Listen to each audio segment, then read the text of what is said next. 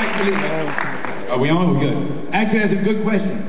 In my family, my grandfather always had a little tail on the back, and my daddy had one. And so when I got old enough to do what I wanted to do, I began to grow a tail. Been having it longer than most of y'all been alive. And so when I went to the seminary, they're like, they're gonna make you cut your hair. I'm like, after celibacy, they can't make me do nothing. So I've been, and when my archbishop asked me, he said, Father, he said, Tony, we're gonna cut your hair. I said, well, I was thinking about trading it in for an earring. What you think? He said, keep the hair. All right, another question. Over there, I'm gonna make you run, boy. Run, Forrest.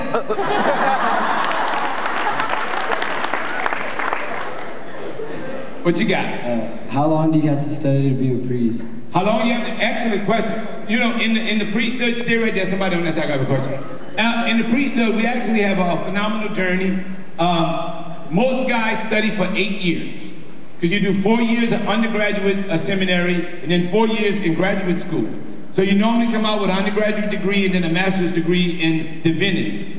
If you enter a religious community, they also have years of training that are tacked onto that. So for some guys like the Franciscans or the Dominicans, it may take 10 years to ordination. And then for the Jesuits, it takes like 12 years because, you know, you have to be Catholic and then a Jesuit. I would have been a Jesuit, but I wanted to stay Catholic. All right, another question. Anybody? You pick somebody, you good? Hey, Father Tony, do you make them up or do you just repeat them? I steal from everybody. That's why I say I don't make them up, because people are like, no way, that didn't happen. It didn't. Like, I would steal jokes from everybody. Ain't a soul made yet. But if you really want to know the origin of most of my jokes, go to my table. I have a book called I Don't Make Them Up. All right, another question. Well, Father, you and me both don't agree with abortion, I'm right? Well, what do you think about the abortion clinics? About the abortion what? Clinics. The clinics? Well, first of all, I don't think that, you know, there's been a lot of protesting at abortion clinics and things like that, and I think we have the right to protest. I don't think we have the right to be so radical that we'll take somebody's life. I don't think we have the right to blow up a clinic, because it's still murder. So you're trying to stop a killing with a killing. I mean, like you're like, you know, we're gonna save the babies. I'll burn in hell for murder, but we're gonna save the babies. And so I think part of what we have to do is bring that message of true love, of self-love. And you know, I always tell young boys and young girls that, you know, when you get married and you go to a bridal shop to get your new dress, you want a new dress. You don't want a dress that like 50 other people has worn. Same thing with a wife or a husband. You want a new husband. You don't want something that 50 other girls done had.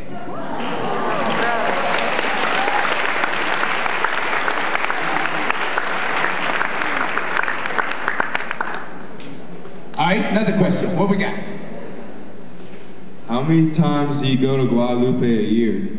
I go down to New Orleans to Guadalupe. I want to go down to the shrine, so if anybody's leading a little trip down to Mexico to go to Our Lady of Guadalupe National Shrine, and you're saying, oh my God, if we only had a good priest to come with us, pay for it, I'm on it.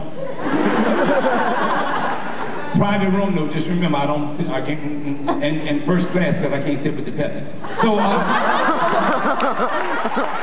wait, did I say that out loud? Yeah.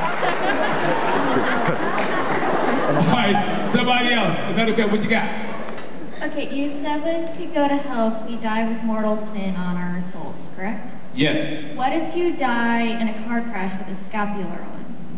Well, you know, I believe scapula, the journey of the scapula is a symbol of someone who is a person of faith. Scapulas are just a symbol. Scapulas don't have like a magical thing like, you know, poof, and your sin is gone.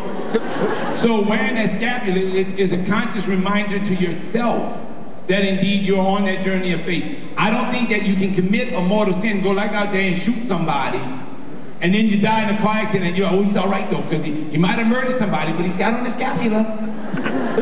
The scapula has always been that reminder of our journey of faith and a reminder that we need to bring ourselves before our God daily for those little venial things. But if we have a mortal sin, scapulas cannot take care of mortal.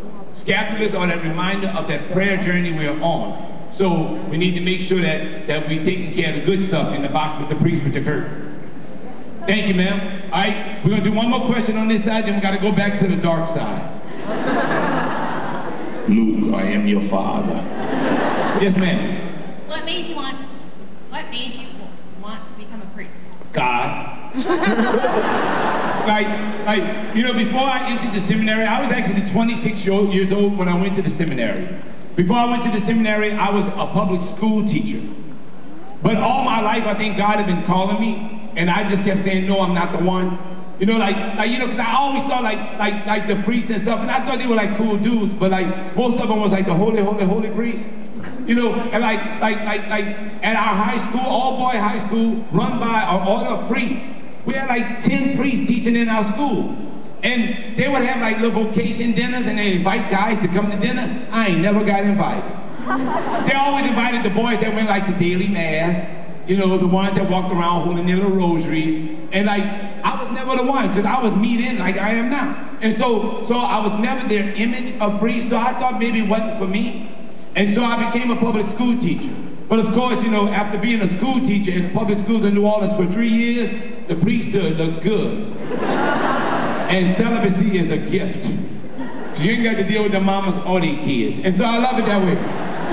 But I actually, when I was 26, I cut God a deal. I was stuck with the choice of either going abroad to teach in Africa. I had been offered a job to teach in the Ivory Coast in the city of Abidjan. Don't get me wrong, though, we ain't talking about mission work. This brother don't do grass huts and dirt floors. It was a French diplomat school. Like, you teach like the kids from the American and the French diplomats. Phenomenal place, like multi-million-dollar building. So I could do that. But there was this thing that I was like, you know, I need to really give this vocation to the priesthood a shot. So I actually cut God a deal. This God's honest truth. When I was 26 years old, I told God I would give him 1 year in the seminary. And if it worked out, I'd stay with it. But if it didn't work out, I was leaving. But I can honestly tell you that 21, 22 years later, it's still working out all right.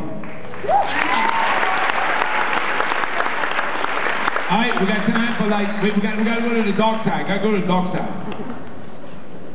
Y'all need to walk in the light, beautiful light. All right, there we go. We got he behind you.